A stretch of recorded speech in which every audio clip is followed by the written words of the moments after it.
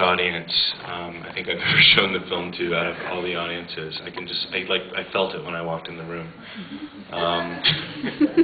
If you guys have any questions, I'll be happy to answer them as good as I can. Seemed like the first and end parts of the film were kind of more linear, and there's a more kaleidoscopic section in the center.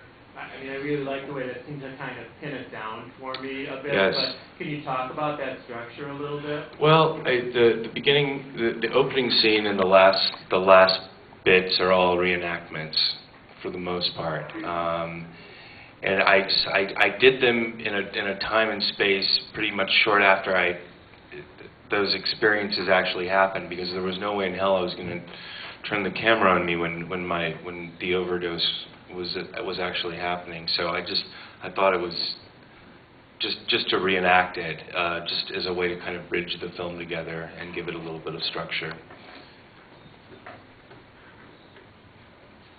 First, I really want to thank you for sharing your life with us. Thank you. It was really probably the ultimate testimony I've ever really seen or experienced, and I was wondering if you could talk about that and maybe talk about your relationship to the camera, if it's a friend, a confidant, an extension of yourself, or, I mean, you've been doing it your whole life. Well,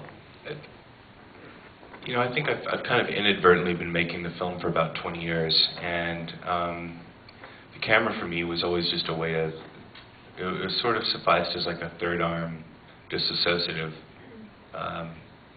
thing to have as kind of a way of making sense of a lot of stuff that was going on around me, and having a sense of, I guess, control. And I guess around the time I was, you know, I started making films, I guess, around the time I was about 10 and a half. I was in the Big Brother and Big Sister program in Houston, and I was luckily enough to be matched up with a guy by the name of Jeff Miller, who was a film critic for the Houston Chronicle, and I was lucky enough to be matched up with him because he would take me to repertory theaters, you know, art film houses as opposed to baseball games.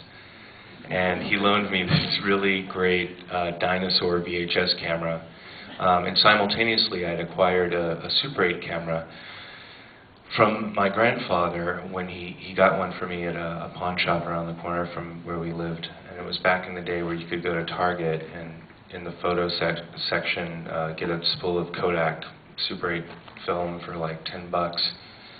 And I started, you know, the first stuff I started doing was kind of making these kind of quasi-horror films, because it was my first love, my first big love of aesthetic of film. And I think around the time I guess I must have been about 14, there became sort of a sense of urgency about having what the camera would be useful for. And that's when I sort of began to turn it on my family, I guess, and myself. Yeah. So tired. I'm on London time right now, so I'm like traveling a lot, so I'm a little tired, so forgive me if I seem a little spacey.